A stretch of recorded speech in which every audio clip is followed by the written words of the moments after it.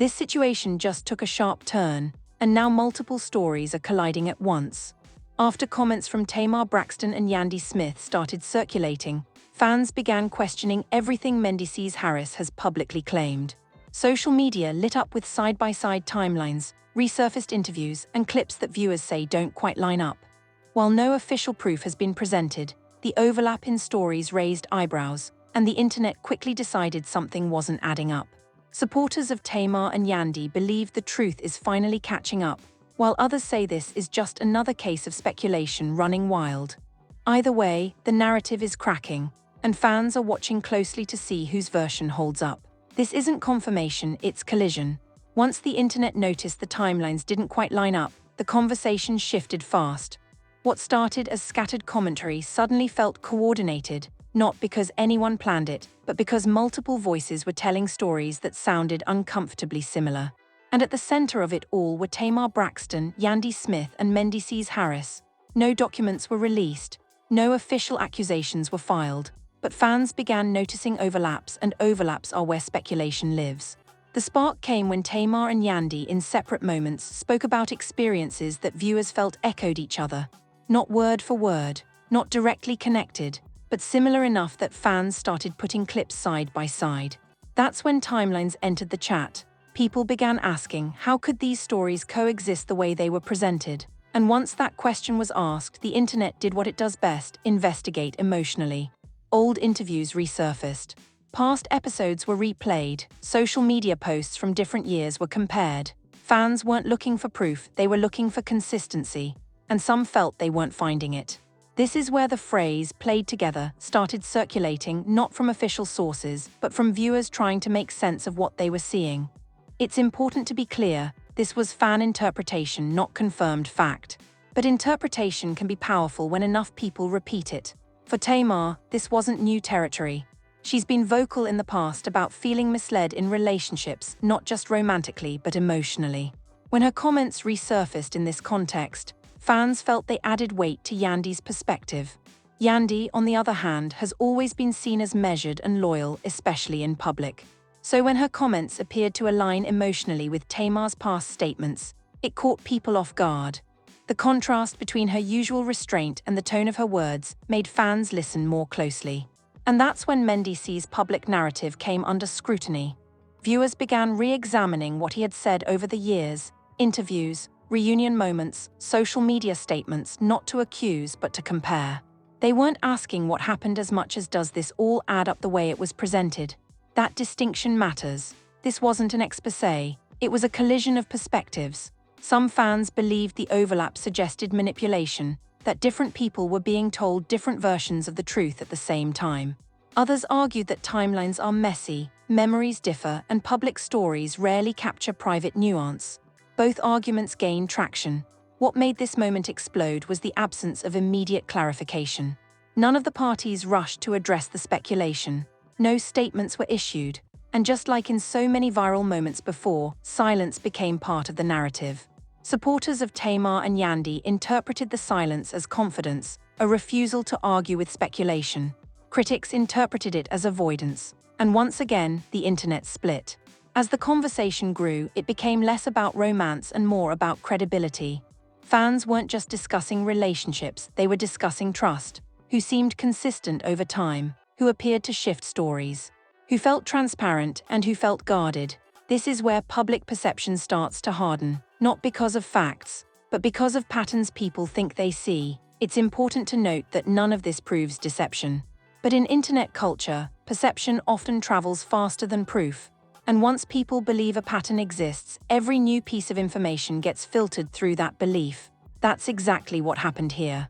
Comment sections filled with side-by-side comparisons.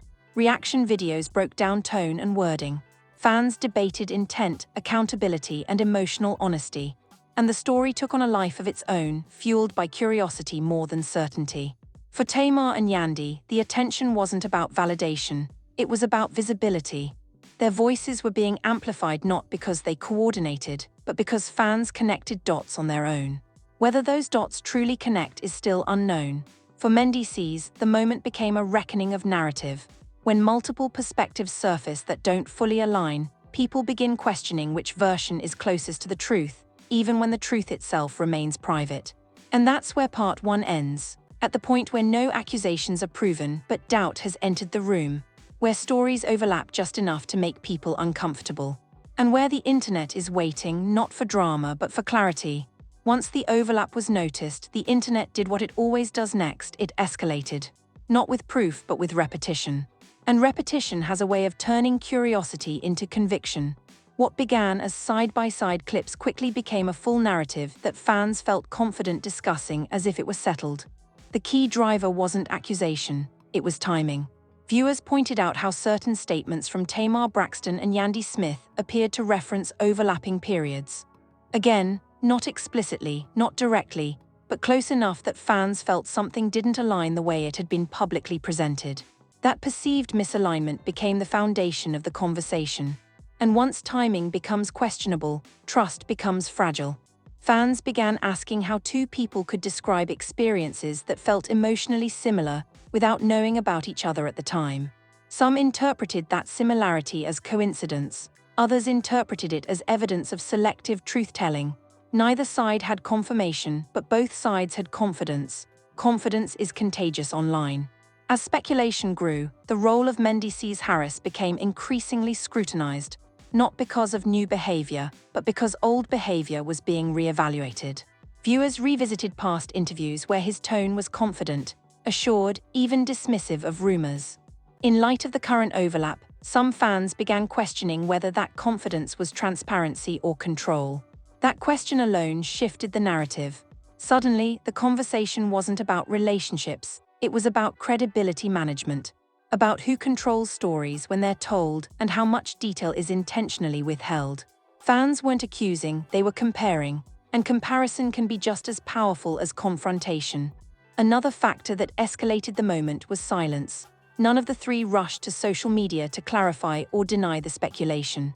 No emergency lives, no long posts, no statement threads, and just like so many times before, that silence became interpretive space. Supporters of Tamar and Yandy viewed the silence as strength, a refusal to dignify internet assumptions. Others believed the silence allowed speculation to grow unchecked. Both interpretations lived side by side, fueling debate without resolution. This is where narratives harden. When no one corrects the story, people assume there's nothing to correct. When no one confirms it, others assume it's being avoided. The absence of response becomes part of the story itself. Fans also began analyzing language. Not just what was said, but how it was said. Tone, emotion, choice of words. Tamar's openness contrasted with Yandy's measured delivery, and that contrast made the similarities feel more intentional to some viewers. Again, perception, not proof. What kept this story alive was that it didn't rely on shock, it relied on alignment of emotions, alignment of timing, alignment of experience. That kind of alignment makes people uncomfortable because it suggests coordination even when none is proven. And discomfort spreads. Reaction channels added disclaimers but still broke down the overlap. Blogs added allegedly while highlighting the same side-by-side clips. Comment sections became echo chambers, reinforcing whichever interpretation people already believed. At this point, the phrase "played together" had fully detached from its origin. It wasn't a claim anymore, it was a theory. And theories don't need evidence to circulate, they just need believers. What's important to note is that no one involved accused anyone publicly. Tamar spoke about her experience. Yandy spoke about hers. Mendeecees maintained his public stance. The internet filled in the gaps. That gap filling is where things get dangerous. Because once audiences believe they've uncovered a pattern, every new piece of information is used to confirm it. Contradictions are ignored. Clarifications are dismissed. The narrative becomes self-sustaining. This phase of the story exposed how fragile public trust really is. It doesn't collapse because of a single lie, it collapses because of uncertainty. When stories don't align perfectly, people assume something is being hidden, even if the truth is simply complicated. And complicated doesn't trend, simple narratives do. As days passed, the conversation widened beyond the individuals involved, and into a broader discussion about accountability in relationships that play out publicly. Fans debated whether public figures owe transparency in personal matters, whether overlapping stories automatically imply deception, And whether silence is a responsible choice or a strategic one, there were no clear answers. And that uncertainty kept the story alive. By the end of part 2, the situation had moved from curiosity to critique, not a verdict but a question mark hovering over everything. The internet wasn't demanding receipts anymore. It was waiting for alignment, and until that alignment appears or the conversation fades, the speculation continues. By this point, the story wasn't growing because of new information, it was growing because of belief. Once fans decided the timelines felt off, the emotional response took over. And when emotion drives interpretation, logic struggles to keep up. For Tamar Braxton, the renewed attention brought old wounds back into focus. Tamar has always been vocal about feeling misled in relationships, about trusting words that later didn't match actions. So when her past statements were replayed alongside new commentary, fans felt they were seeing a pattern, even though Tamar herself never framed it that way. That distinction matters. Tamar spoke about her experience. She did not accuse anyone of coordinating narratives. She did not reference Yandy directly, but the internet connected dots anyway. For Yandy Smith, the situation was more complicated. Yandy is known for being guarded with her personal life, choosing her words carefully and rarely oversharing. So when her comments appeared to emotionally align with Tamar's past reflections, fans read it as intentional, even though alignment doesn't equal coordination. What people were responding to wasn't evidence, it was familiar feeling. That feeling of realizing later that stories don't fully match, that moment when trust gets retroactively questioned, that discomfort when timelines blur instead of clarify. And once that feeling is activated, people start reinterpreting everything that came before it.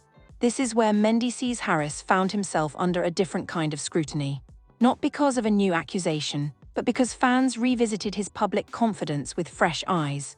Moments that once read as assured now read as guarded to some viewers. Statements that once felt definitive now felt selective. Again, perception, not proof. What made this phase particularly intense was the absence of confrontation. No one went live to argue, no one clapped back, no one tried to win the internet. And without confrontation, fans filled the space with analysis. Silence became suspicious to some, restraint became strategic to others, and both interpretations coexisted loudly. Emotionally, this is where things get heavy. Being at the center of a narrative you didn't create and can't fully control is exhausting. Tamar and Yandy didn't ask to be compared, they didn't coordinate statements.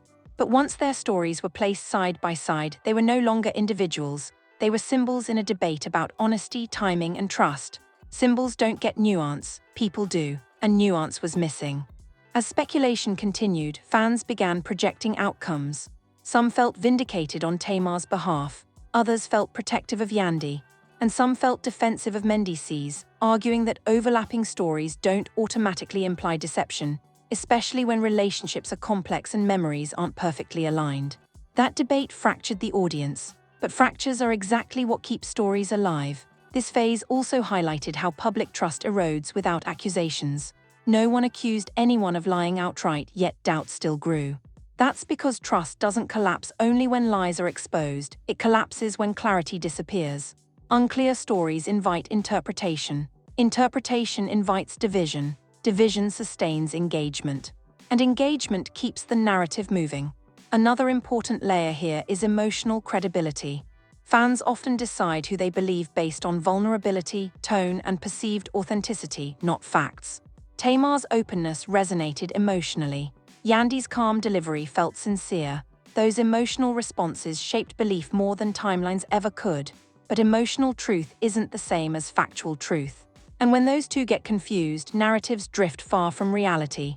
As days passed, the conversation softened slightly. Not because answers appeared, but because people grew tired of repeating the same points. The overlap had been discussed.